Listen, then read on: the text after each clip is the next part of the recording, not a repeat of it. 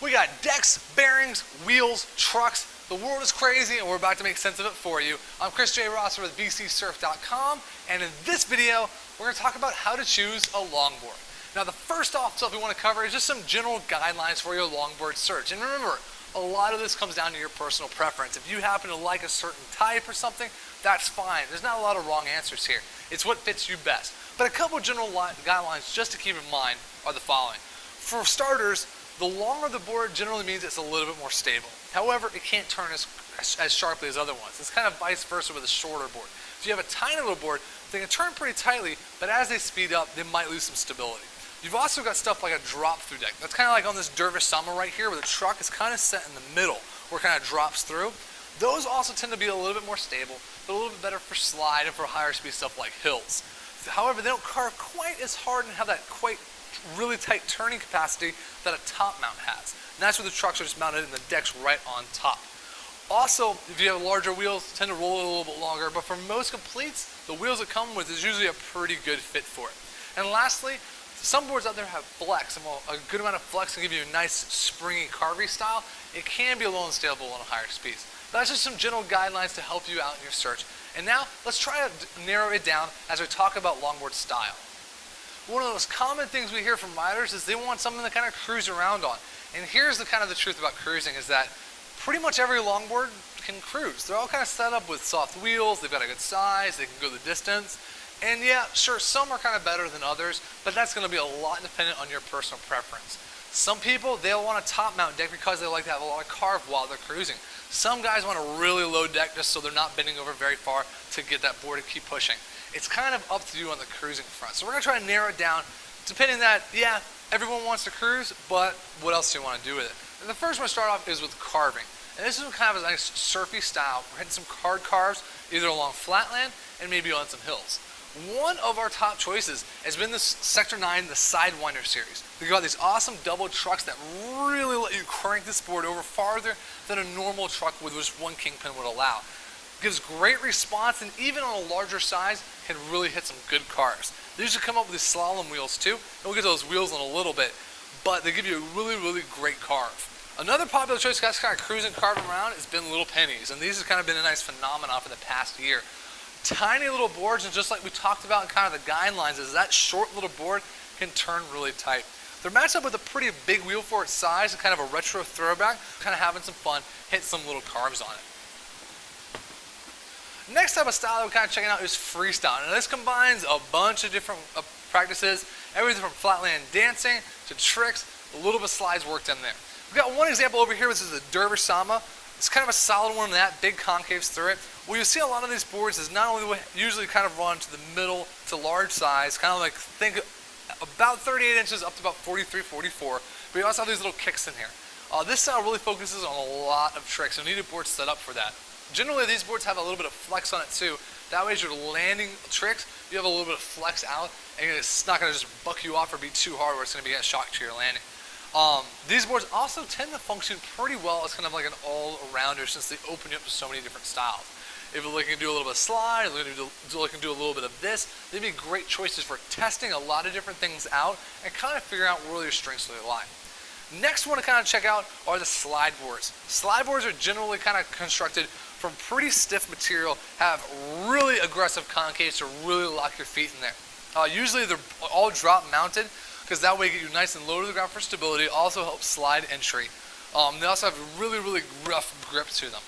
These boards function well at higher speeds. We're going to be kind of cruising down hills, hitting garages that have a pretty steep sauna, or even just trucking it down flatland. And these boards are meant to get sideways and slide through things, whether it's for performance slides, checking your speed on hills or something. These boards are meant to get through some pretty crazy stuff. Mostly they all come with reverse kingpin trucks also. This is a good blend of carving ability and stability. You kind of like work that degree angle there.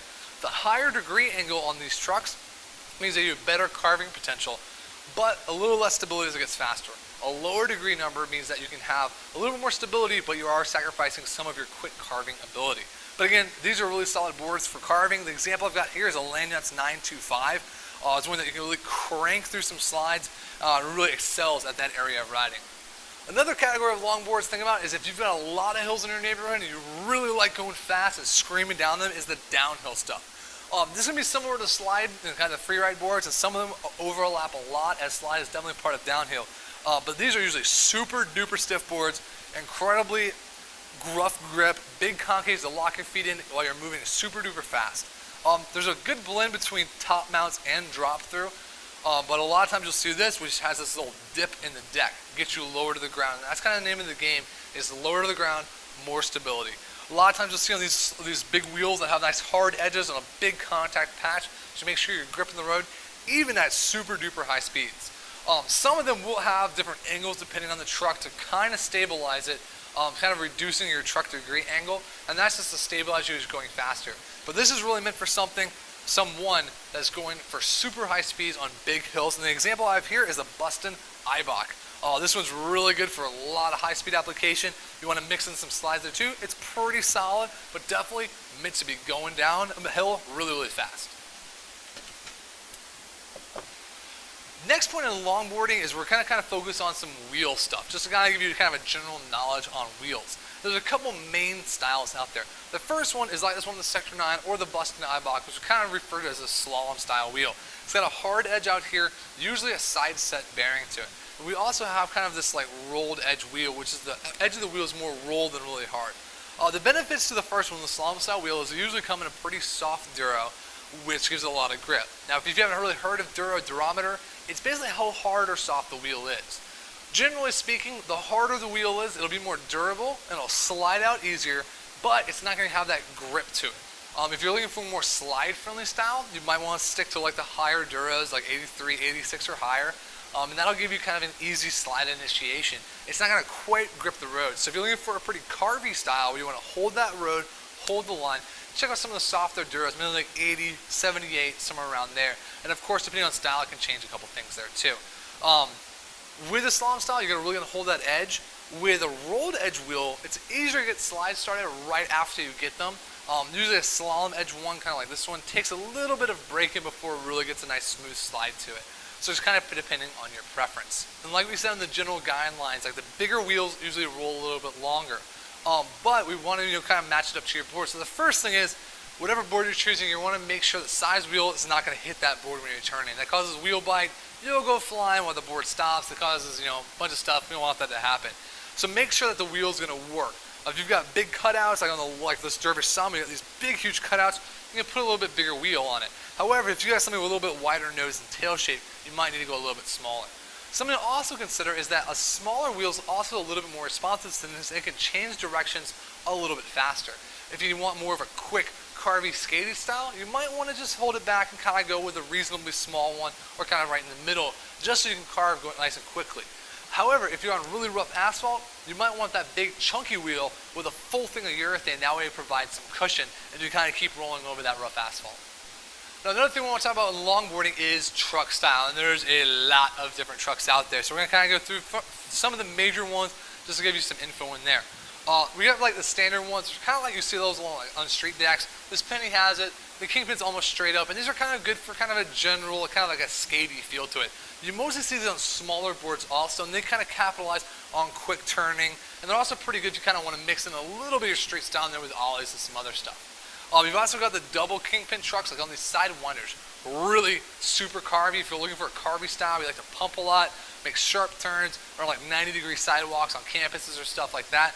Those work really well. For the most of the longboards, however, have a reverse Kingpin style, and you can see that, like this Dervish Sama with the bears on it, this Bustin' with the calibers on it, and these offer a good mix of stability and carving potential. Now the reverse Kingpins have a lot of stuff kind of going on with them, anywhere from the size, degrees, and even flippable hangers. So let's start off with the size. The most kind of general, right down the middle of the road that we've seen in a lot of companies is about 180 millimeters. It's a good blend of it's wide enough to be stable, but it carves quickly too.